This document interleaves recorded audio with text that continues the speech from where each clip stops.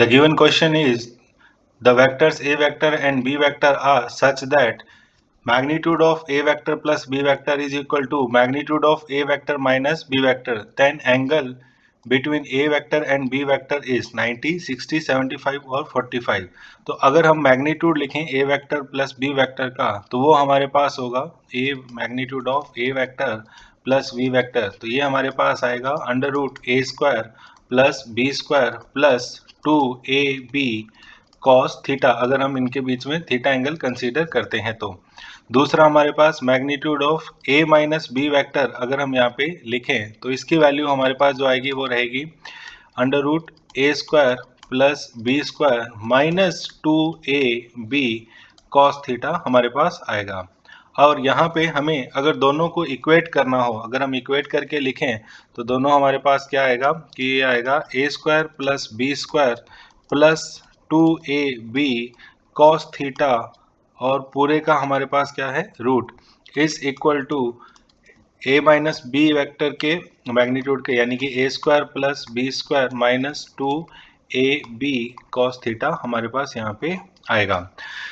तो इस केस में दोनों साइड हमारे पास रूट है तो दोनों साइड स्क्वायर करके अगर हम लिखेंगे तो ये आएगा A square plus B square plus 2ab cos theta is equal to A square plus B square minus 2ab cos theta. और यहाँ से दोनों साइड हमारे पास ए स्क्वायर से ए स्क्वायर कैंसिल हो गया और बी स्क्वायर से है वो बी स्क्वायर में से सब्ट्रैक्ट हो जाएगा.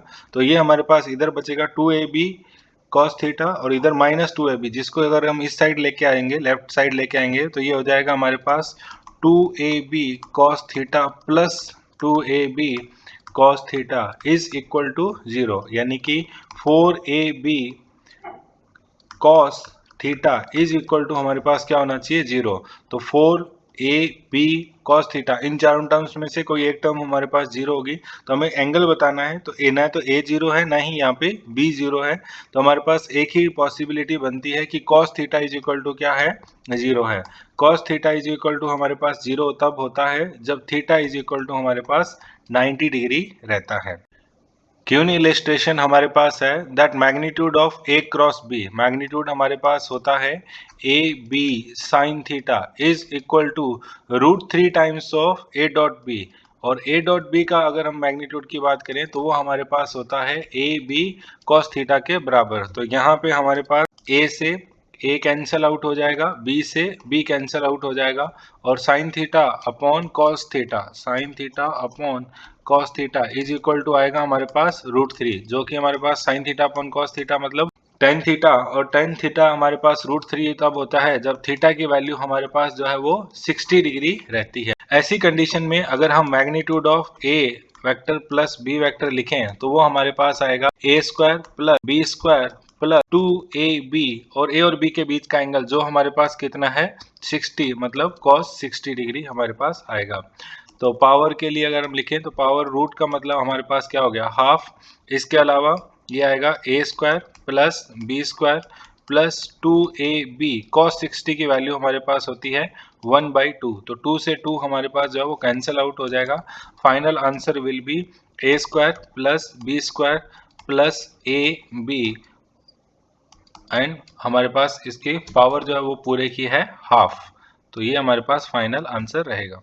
Question illustration is find the torque tau is equal to R cross F of a force, F vector आपको दिया गया है that is equal to -3i cap plus j cap plus 5k cap acting at a point R vector 7i cap 3j cap plus k cap. तो हमें यहाँ पे अगर R cross F cross product अगर अपने को निकालना हो तो वो हम सॉल्व करते हैं मैट्रिक्स से, और मैट्रिक्स से सॉल्व करेंगे तो हम लिखेंगे आई कैप जे कैप एंड के कैप. पहले हमारे पास आर वेक्टर के कोऑर्डिनेट 7, 3 एंड 1. इसके बाद हमारे पास फोर्स के लिए तो -3 देन प्लस जे के लिए हमारे पास 1 और के लिए ये हमारे पास गिवन है 5.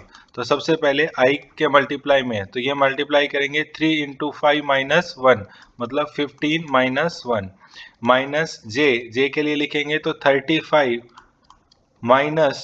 माइनस ऑफ 3 तो ये हमारे पास हो जाएगा प्लस का 3. के लिए अगर हम लिखेंगे तो इसको सॉल्व करेंगे 7 - -9 तो यानी कि ये हमारे पास आएगा प्लस का के कैप 7 प्लस 9, तो आंसर हमारे पास आएगा 14 आई कैप माइनस 38 जे कैप प्लस 16 के कैप, जो कि हमारे पास है फर्स्ट आंसर। नेक्स्ट इलस्ट्रेशन हमारे पास है 6 vectors A vector through F vector have magnitudes and direction indicated in the figure. Which of the following statement is true? अलग अलग हमें यहाँ पे चेक करना पड़ेगा। सबसे पहले हम फर्स्ट ऑप्शन के थ्रू यहाँ पे चेक करना पड़ेगा। बी वेक्टर जो है वो हमारे पास नीचे की तरफ है और ई वेक्टर जो है वो हमारे पास इस डायरेक्शन में है। तो एफ वेक्टर देखोगे तो हमारे पास रिजल्टेंट दोनों के बीच में आना चाहिए, लेकिन F vector given vector is like this, तो ये हमारे पास फर्स्ट ऑप्शन जो है वो नहीं है।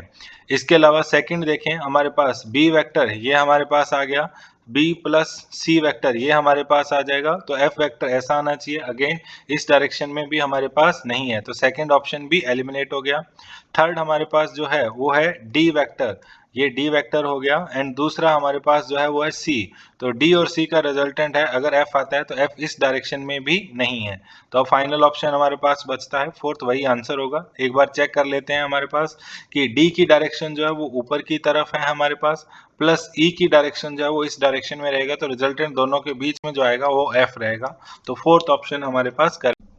नेक्स्ट इलस्ट्रेशन हमारे पास है A vector is equal to cos omega T I cap plus sine omega T J cap and B vector is equal to cos omega T by 2 I cap plus sin omega t by 2 j cap are functions of time, then value of t at which they are orthogonal to each other is, तो t की अलग अलग values हमें यहाँ पे दी गई है। Orthogonal का मतलब होता है कि हमारे पास दोनों वेक्टर एक दूसरे के क्या हैं, परपेंडिकुलर, और कोई दो वेक्टर अगर परपेंडिकुलर होते हैं तो उनका जो डॉट प्रोडक्ट होता है वो हमेशा हमारे पास क्या आएगा, जीरो आएगा। चलिए दोनों को लिखते हैं, तो एक हमारे पास है cos omega T I cap plus sine omega T J cap, दूसरा हमारे पास डॉट प्रोडक्ट किसके साथ करना है, वो है cos omega T by 2 I cap plus sine omega T by 2 J cap. तो ये हमारे पास डॉट प्रोडक्ट करेंगे तो आई का आई के साथ हमारे पास मल्टीपल्स का डॉट प्रोडक्ट आएगा, cos omega T into cos omega T by 2, plus में आएगा हमारे पास sine omega T into sine omega T by 2, और डॉट प्रोडक्ट हमारे पास क्या आना चाहिए, दोनों कंडीशन में जीरो के इक्वल जो है वो आना चाहिए। तो यहाँ पे अगर हम लिखें तो ये हमारे पास बन रहा है cos A cos B plus sine A sine B, जिसका फॉर्मूला हमारे पास होता है cos A माइनस B के बराबर। तो चलिए इस आइडेंटिटी का हम यूज करते हैं हमारे पास, तो A की जगह ओमेगा टी और B की जगह हमारे पास ओमेगा टी बाई 2, तो ये आएगा cos A मतलब ओमेगा टी और B मतलब omega T by 2 is equal to 0। cos हमारे पास 0 तब होता है जब मिनिमम वैल्यू अगर हम बात करें तो हमारे पास ये आएगा cos ओमेगा टी बाई 2, और ये हमारे पास cos 0 मिनिमम पे होता है पाई बाई 2 पे। तो एंगल्स को अगर हम इक्वेट करें तो omega T by 2 is equal to pi by 2, तो 2 से 2 कैंसिल हो गया, तो t इज इक्वल टू हमारे पास आएगा पाई अपॉन ओमेगा, ये हमारे पास इसकी मिनिमम वैल्यू जो है वो आएगी।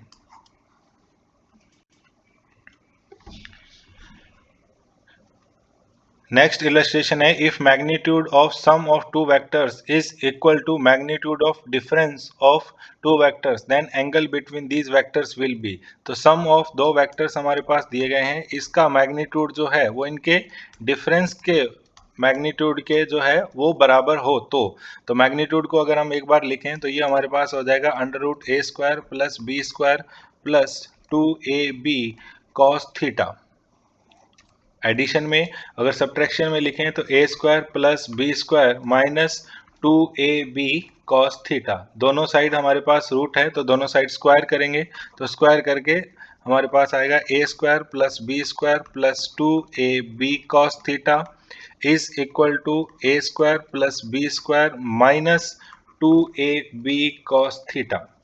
यहाँ पे सारे को हम सारी टर्म्स को लेफ्ट हैंड साइड में ले आते हैं, तो ये हो जाएगा हमारे पास A square plus B square plus 2ab cos theta, और उस साइड से हमारे पास राइट हैंड साइड से आएंगे तो साइन अपोजिट हो जाएंगे, तो minus A square minus B square plus 2ab cos theta and is equal to 0।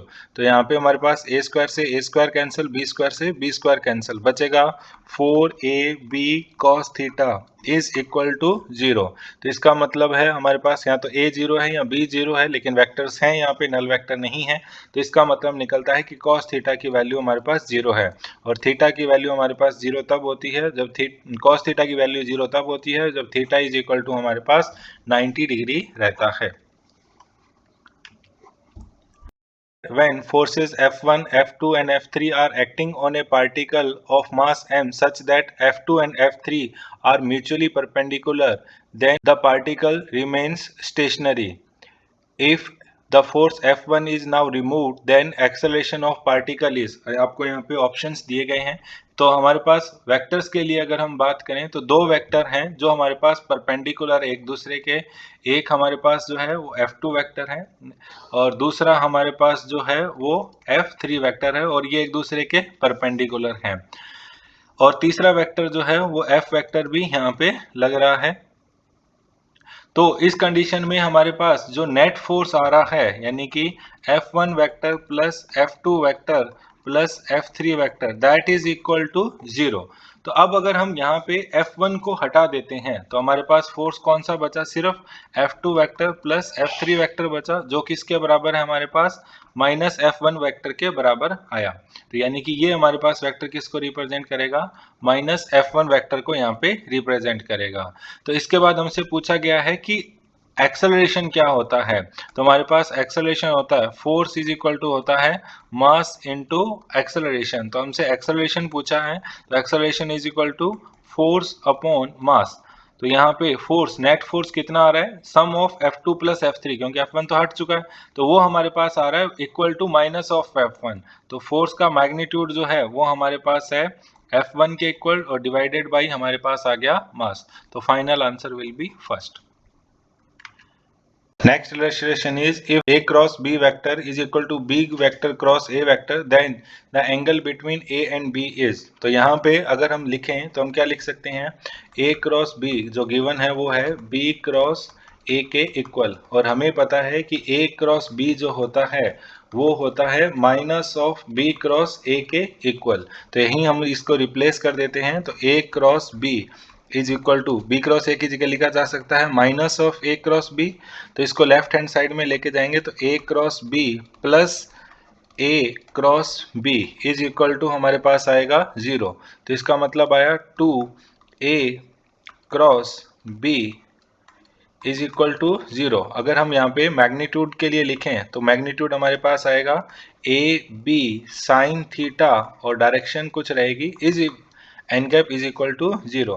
तो यहाँ पर हमारे पास साइन थीटा की वैल्यू जो है वो 0 होगी, और साइन थीटा की वैल्यू हमारे पास 0 कब होती है, जब थीटा की वैल्यू हमारे पास या तो 0 रहे या पाई रहे या 2 पाई रहे या 3 पाई रहे। पाई का मल्टीपल अगर रहती है तो उस कंडीशन में हमारे पास साइन थीटा की वैल्यू 0 आती है। तो करेक्ट आंसर जी हमारे पास first. Next illustration is two forces are such that sum of their magnitude is 18 newton and their resultant is 12 Newton, which is perpendicular to smaller force than magnitude of forces are। तो यहाँ पे सबसे पहले sum of their magnitude, अगर दो vector A और B हैं तो सम हमारे पास दिया है that is equal to 18 Newton.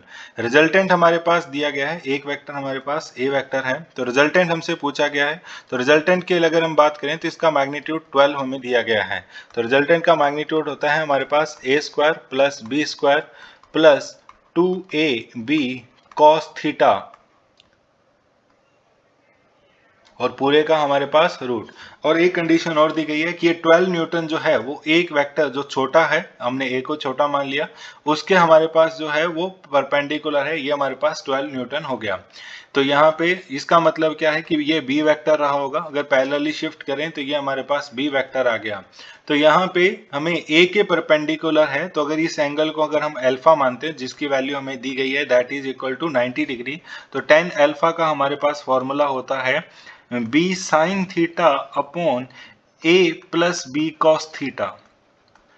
और tan अल्फा को अगर हम रखें 90, tan 90 का मतलब infinite, infinite that is equal to 1/0 is equal to b sine theta upon a plus b cos theta हमारे पास आएगा। क्रॉस मल्टीप्लाई अगर हम करें तो बचेगा a plus B cos theta is equal to 0 और we can say that b cos theta is equal to minus of a। तो यहाँ पे इसको हम रिप्लेस कर सकते हैं दैट 12 इज इक्वल टू हमारे पास आएगा a square plus b square और b cos थीटा की जगह हमारे पास क्या लिखा जा सकता है यहाँ पे प्लस 2a और इसकी जगह लिखा जा सकता है माइनस a। दोनों साइड स्क्वायर करेंगे तो इधर हो जाएगा हमारे पास 144, इधर हमारे पास आएगा a square plus b square minus का 2a square that means it is the value of b square minus a square. आपको यहाँ पे पता है कि a square plus b square की वैल्यू 18 है और b square minus a square की वैल्यू जो है वो हमारे पास यहाँ पे है 144। तो 144 is equal to b plus a into B minus A हमारे पास आएगा b प्लस ए की वैल्यू 144 is equal to 18 into B minus A हमारे पास आएगा। तो b माइनस ए की वैल्यू आई 144/18।